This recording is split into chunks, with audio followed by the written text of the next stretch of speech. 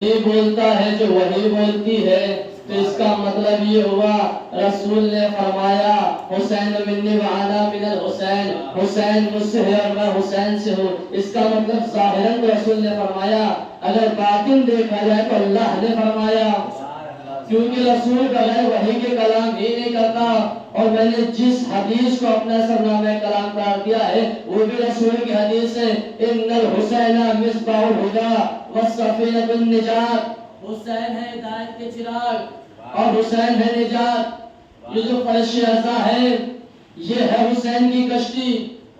توجہ ہے یا نہیں ہے؟ حسین کو پہچاننا ہے، حسین کو کیسے پہچانیں گے؟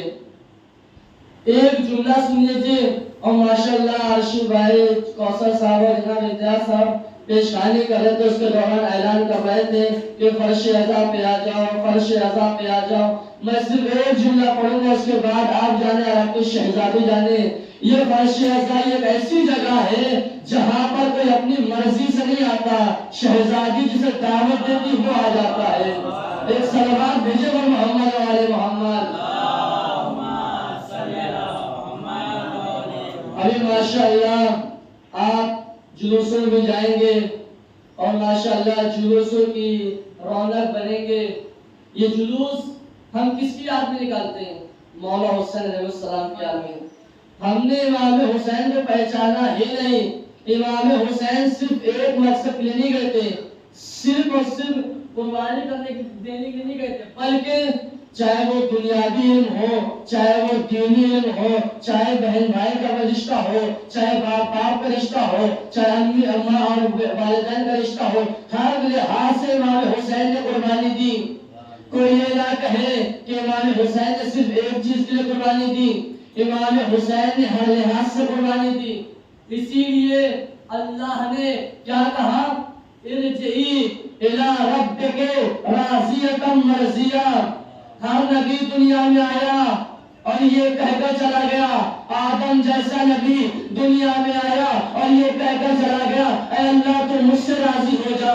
نوح جیسا نبی دنیا میں آیا، اے اللہ تو مجھ سے راضی ہو جا۔ ابراہیم جیسا نبی دنیا میں آیا اور یہ کہہ کر چلا گیا، اے اللہ تو مجھ سے راضی ہو جا۔ یعنی تمام انبیاء ہر نبی دنیا میں آیا اور یہ کہہ کر چلا گیا، اے اللہ تو مجھ سے راضی ہو جا، مگر خدا خود حسین سے کہہ رہا ہے، حسین تو مجھ سے راضی ہو جا۔ ایک صلوات بھیجیے پر محمد و آل محمد۔ حسین وہ ہستی ہے، حسین وہ عظمت والی شے ہے۔ خدا کے نزدیک امام حسین کا مرتبہ بہت بلند ہے۔ امام حسین کو پہچاننا ہے۔ میں ایک واقعہ پیش کرتا ہوں امام حسین کی عظمت کو، اور میں کہ رسول خدا امام حسین کو پہچانوا رہے۔ پڑھا لکھا مجمع میرے سامنے ہے اور مجھے لگتا نہیں ہے کہ جو ہے زیادہ وضاحت کی ضرورت ہے، بس میں اشارہ کر دوں گا یاد دہانی کے لیے اور آپ سمجھ جائیں گے۔ جس وقت رسول نے سجدے کو طول دیا، اس وقت رسول نے کتنی مرتبہ سبحان ربی الاعلی بحمدہ کہا؟ پتہ ہے؟ ایک بار کہا سبحان ربی الاعلی بحمدہ۔ توجہ، اب مجھے یہاں پہ ایک مسئلہ شریعت یہ بتانا ہے کہ اللہ کی نماز میں کسی غیر اللہ کا تصور نماز کو باطل کر دیتا ہے۔ اللہ کے علاوہ اگر انسان کے اندر کسی غیر اللہ کا تصور آ جائے تو نماز باطل۔ معاف کیجیے گا یہ غلطی ہم سے ہو سکتی ہے لیکن پیغمبروں سے نہیں ہو سکتی۔ اب میں مفتی اور مولوی سے سوال کروں، یہ بتاؤ جس وقت رسول نے سجدے کو طول دیا اور حسین پشت نبوت پر آ گئے، کیا اللہ کے رسول کی نماز باطل ہوئی؟ کیا اللہ کے رسول کی نماز باطل ہوئی؟ مفتی کہیں گے استغفر اللہ کہو، یہ ممکن ہی نہیں۔ اللہ کا آخری رسول اور نماز پڑھے اور اس کی نماز باطل ہو جائے؟ ہم نے کہا ٹھیک ہے، ہم نے مان لیا اللہ کے رسول کی نماز باطل نہیں ہوئی، اس لیے کہ وہ سرتاج انبیاء ہے، خاتم الانبیاء ہے، رحمت للعالمین ہے، آخری رسول ہے، اللہ کا حبیب ہے، اللہ کے حبیب کی نماز باطل نہیں ہوئی۔ اب مجھے ایمانداری سے بتاؤ رسول کی نماز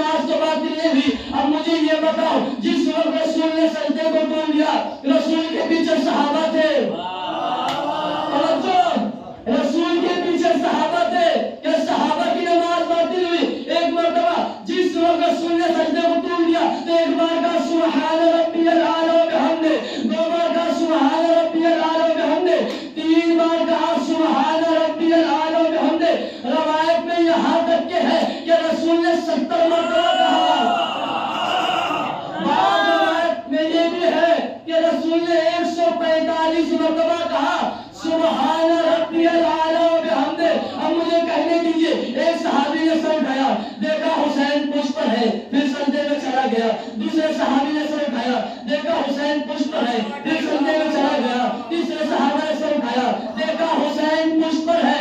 اب مجمع پریشان، ایک مرتبہ سارے صحابہ سر کو اٹھاتے رہے، زیارت امام حسین کرتے رہے۔ میں مجمع کو جو چاہتا ہوں، سر کو اٹھاتے رہے، زیارت امام حسین کرتے رہے اور سجدے میں چلے گئے۔ اب میں کہوں مفتی یہ بتا، کسی صحابہ کی نماز باطل ہوئی؟ مفتی مولوی کہنے لگے کسی صحابہ کی نماز باطل نہیں ہوئی۔ اب میں نے اللہ سے مخاطب ہوا اور اللہ سے کہا اللہ یہ بتا، نماز تیری تھی، سجدہ تیرا تھا، کرنے والا تیرا حبیب تھا، اللہ کے حبیب کی نماز باطل کیوں نہیں ہوئی؟ ایک مرتبہ آواز قدرت آئی، یہ حسین کی عظمت ہے، میں اپنی نماز میں کبھی شریعت بدلتا نہیں، مگر حسین کی عظمت یہ ہے جب مسئلہ محافظ شریعت کا ہے تو اپنی نمازوں میں محافظ شریعت کی پہچان کرا کر زمانے والوں کو بتانا چاہتا ہوں، حافظ اور ہوتے ہیں محافظ اور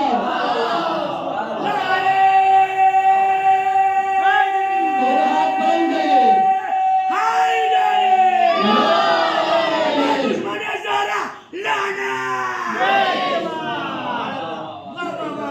حافظ اور ہوتے ہیں، محافظ اور ہوتے ہیں، اور ماشاءاللہ آپ کا محمد صلوات اللہم صلی علی محمد وآل محمد۔ دیکھیے آپ حضرات کا اتنے خلوص سے اس فرش ادا پہ آ جانا، ارشد بھائی سنیے گا کہ اس بات کی علامت ہے کہ آپ کو امام حسین سے محبت ہے، توجہ ہے نہیں ہے۔ حسین کیا ہے؟ یہ ہم جیسے کے فکر میں حسین آ ہی نہیں سکتا۔ حسین کو سمجھنا ہے تو کم از کم خون جیسا دماغ ہو، توجہ۔ حسین کو سمجھنا ہے تو حبیب جیسا دوست ہو، توجہ۔ حسین کیا ہے؟ عزیزان محترم، حسین ہی دین ہے، دین ہی حسین ہے۔ اس واقعے کے لیے پورے مجمع کی توجہ چاہتا ہوں، حسین ہی دین ہے، دین ہی حسین ہے۔ حسین کو سمجھنا ہے تو دین کو سمجھنا ہے، دین کو سمجھنا ہے تو حسین کو سمجھنا ہے۔ واقعہ پاکستان کا ہے، سنا ہندوستان میں رہو، اور اگر واقعہ آپ تک پہنچ جائے تو اس تک پہنچا دیجیے گا۔ نسبت کا تاج رکھتے ہیں، ہر مرض کا علاج رکھتے ہیں، خوف کیا ہو ہمیں یزیدوں کا، ہم حسینی مزاج رکھتے ہیں۔ نعرہ حیدری،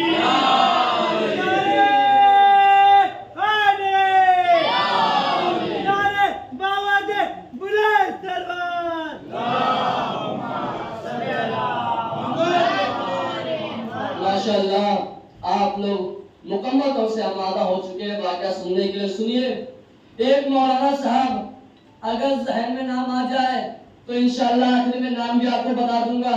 ایک مولانا صاحب پاکستان میں سبزی منڈی میں سبزی خرید رہے تھے، ان سے کسی نے کہا مولانا سبزی ہی خریدتے رہیے گا، دین بھی سمجھ لیجئے۔ انہوں نے جواب دیا سمجھائیے دین۔ کہا ایسے سمجھ میں نہیں آئے گا دین کیا ہے، کہ کیسے سمجھ میں آئے گا، کہ ایک مہینے مسجد کے چکر لگائیے، ہمارے حافظ صاحب سے ملیے، وہ بتائیں گے دین کیا ہے، وہ سمجھائیں گے دین کیا ہے۔ مولانا صاحب نے پلٹ کے جواب دیا دیکھو میرے پاس ایک مہینے کا وقت نہیں ہے، مجھے ایک لمحے میں سمجھائیے دین کیا ہے، میرے مہینے کی توجہ چاہتا ہوں، مجھے ایک لمحے میں سمجھائیے دین کیا ہے۔ ایک مرتبہ اس نے کہا اچھا آپ کے پاس ایک مہینے کا وقت نہیں ہے تو آپ 15 دن کے لیے آئیے مسجد میں، ہمارے حافظ صاحب سے ملیے، وہ سمجھائیں گے دین کیا ہے۔ پھر انہوں نے جواب دیا کہ بھائی دیکھو میرے پاس 15 دن کا بھی وقت نہیں ہے، مجھے ایک لمحے میں سمجھائیے دین کیا ہے۔ اب یہ شخص پریشان، اب اس نے سوچا اپنے مولانا صاحب سے ملاؤں۔ اب یہ شخص جو ہے مولانا صاحب کو اپنے مولانا صاحب سے ملایا، اور ملانے کے بعد کا مولانا صاحب یہ ہے مولانا، انہیں دین سمجھنا بھی ہے لیکن ان کے پاس نہ ایک مہینے کا وقت ہے نہ 15 دن کا وقت ہے۔ کہ ٹھیک ہے آپ کو دن سمجھنا ہے، آپ کے پاس ایک مہینے کا بھی وقت نہیں ہے، 15 دن کا بھی وقت نہیں ہے، تو ہفتے بھر کے لیے آئیے۔ میں جواب دیا کہ بھائی دیکھو میرے پاس ہفتے بھر کا بھی دن نہیں ہے، ہفتے بھر کا بھی ٹائم نہیں ہے. ایک مرتبہ جیسے یہ سننا تھا مولانا صاحب نے قبلہ گستاخی معاف. دنیا کا وہ کون بیوقوف شخص ہے کہ جو ایک لمحے میں سمجھا سکتا ہے دین کیا ہے. اب پورے مجمع کی توجہ چاہتا ہوں. جیسے ہی یہ جملہ سننا تھا مولانا صاحب نے اپنے ہاتھوں سے سبزی کا تھیلا چھوڑا, زمین پہ رکھا اور رکھنے کے بعد مخاطب ہوا, کہا سنیے وہ بیوقوف شخص میں ہوں جو ایک لمحے میں سمجھا سکتا ہوں دین کیا ہے, واقعہ پاکستان کا ہے.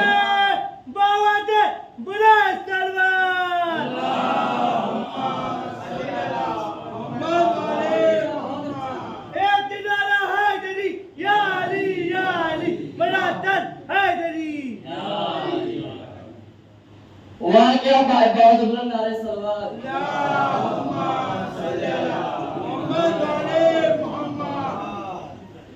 دیکھیے سنیں پھر سے مرتبہ کیا کہا مولانا صاحب نے. کہا قبلہ واقعہ پاکستان کا ہے. پاکستان کی سرحدوں میں رہ کر ایک لمحے میں سمجھایا جاتا ہے, ایک لمحے میں نہیں سمجھا جا سکتا دل کا. تو سمجھائیے دل کا, سنو پاکستان کے پڑوس میں, پورے مجمع کی توجہ چاہتا ہوں کہ سنو پاکستان کے پڑوس میں ایک ملک ہے جس کا نام ہندوستان ہے. ہندوستان میں ایک شہر ہے جس کا نام اجمیر ہے. اجمیر میں ایک درگاہ ہے خواجہ معین الدین احمد چشتی کی. خواجہ اس درگاہ کا لکھا ہوا ہے شاہ عاشق حسین, بادشاہ عاشق حسین.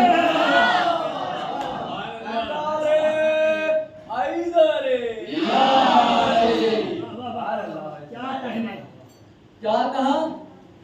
ایک مہینے کے لیے مسجد میں آئیے.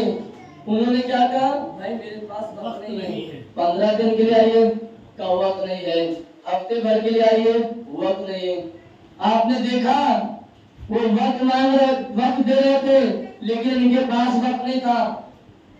ایک لمحے میں سمجھایا دین. کیا کہا؟ شاہ عاشق حسین, بادشاہ عاشق حسین, دین عاشق حسین, دی پناہ عاشق حسین. دیکھیے شاہ اور بادشاہ کے بہت سارے فرق ہوتے ہیں. نام سن لیجیے. آ گیا اسماعیل دیوبندی, بہت بڑے جہادی میں تھے اسماعیل دیوبندی. شاہ اور بادشاہ کے بہت سارے فرق ہیں. میں صرف ایک عام سا فرق آپ کے سامنے بیان کروں گا, اس لیے دامن وقت میں گنجائش نہیں ہے. صرف یہ فرق بیان کر دوں گا, اس کے بعد انشاءاللہ اپنے مسائل, اس لیے کہ ابھی تقریر بھی کرنا ہے.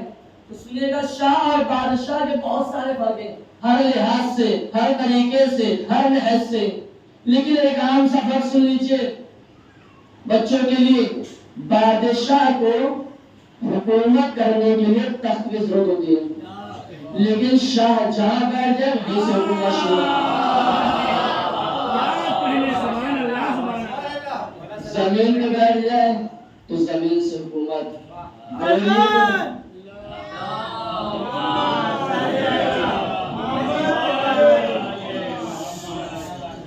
بوریے پہ بیٹھ جائے تو بوریے سے حکومت.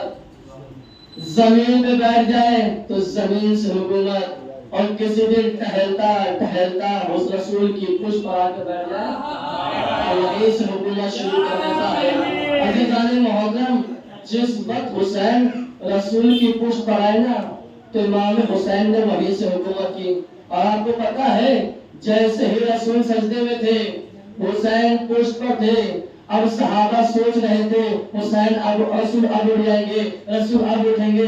اللہ نے کیا کہا, اے جبرائیل جاؤ میرے حبیب سے کہہ دینا کہ جب تک میرا حسین خود نہ اٹھے ایک صلوات دیجیے محمد و آل محمد.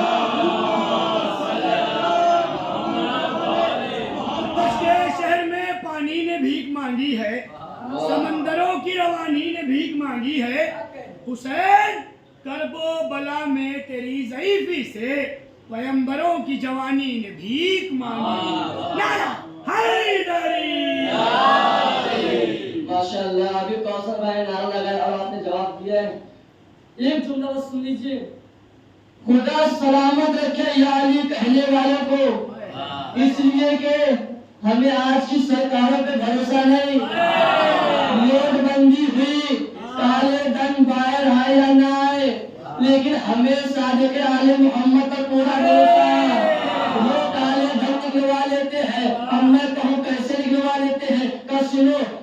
فرمایا کہ جب بھی میرے جد یا میرے فضائل بیان ہو تو لوگوں کے چہرے کی طرف دیکھنا، اگر چہرہ سرخ ہو جائے اور اگر چہرے میں ٹھنڈک نہ ہو تو یہ دیکھنا کہ وہ کھا کیا رہا ہے، اس لیے کہ مولا کے بجائے حرام کھانے والوں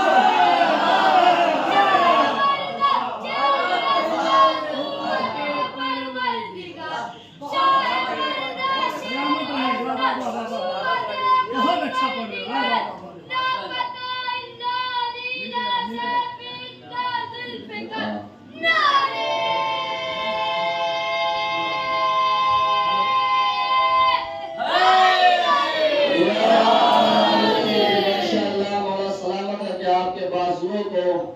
اس لیے کہ یہ وہی بازو ہے جس کو زینب کو بڑی تمنا تھی کہ یہ بازو میرا سہارا بنیں گے۔ اللہ اکبر، یہی بازو جب ایک مرتبہ امام حسین کے ساتھ جب تمام شہداء شہید ہو گئے نا تو اب زینب تڑپ رہی ہے، اب میں کیسے اپنی حفاظت کروں؟ اللہ اکبر، بعد حسین زینب بنی عباس اور ٹوٹے ہوئے نیزوں سے حفاظت کر رہی ہے۔ اللہ اکبر، دیکھیے مجھے عاشور کے مصائب نہیں پڑھنا ہے، بس مجھے رخ بیان کرنا ہے کہ عاشور میں ہوا کیا تھا۔ وہ بس ایک رخ سن لیجیے گا۔ اے عاشور کے سورج، تو نے صبح سے لے کر غروب تک کیا کیا دیکھا؟ اللہ اکبر، آپ لوگ رونے کے لیے آمادہ ہو گئے، مولا آپ کو سلامت رکھے، شہزادی آپ کو اس کا اجر و ثواب عطا کرے گی۔ اے عاشور کے سورج، تو نے دیکھا حسین قاسم کے پامال لاشیں لا رہے ہیں۔ اے عاشور کے سورج، تو نے دیکھا حسین اور محمد کی لاشیں لا رہے ہیں۔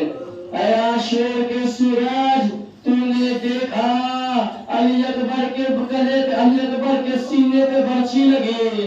اے عاشور کے سورج، ہمیں اتنا بھی بتا دے علی اصغر کے گلے میں تیر کیسے لگا؟ اے عاشور کے سورج، تو نے سب کچھ دیکھا، اب مجھے اتنا بتا دے زینب کیسے اجڑی؟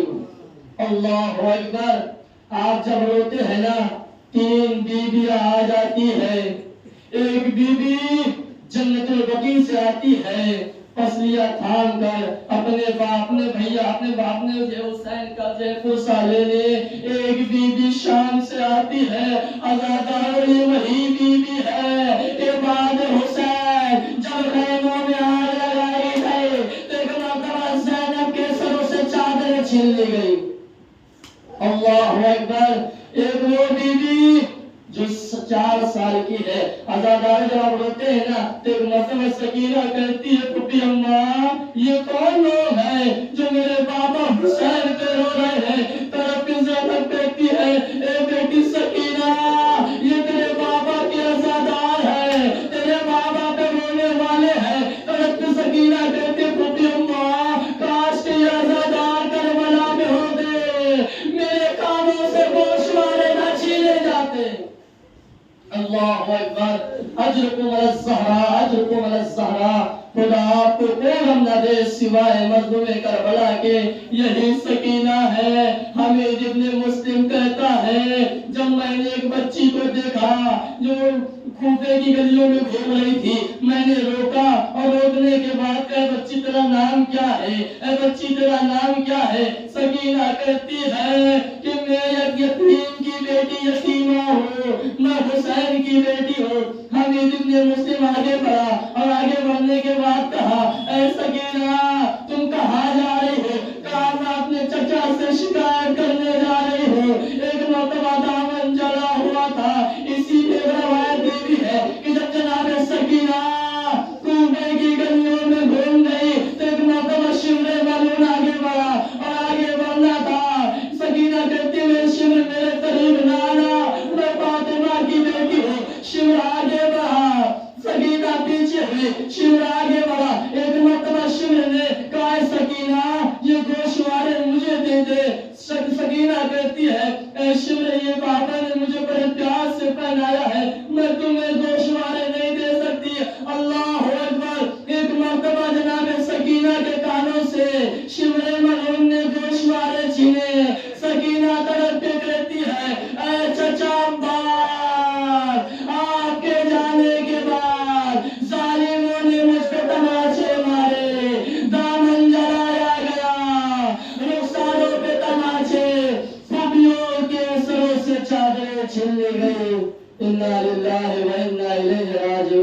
رضا بقضائه وتسليما لأمر ماتم حسین.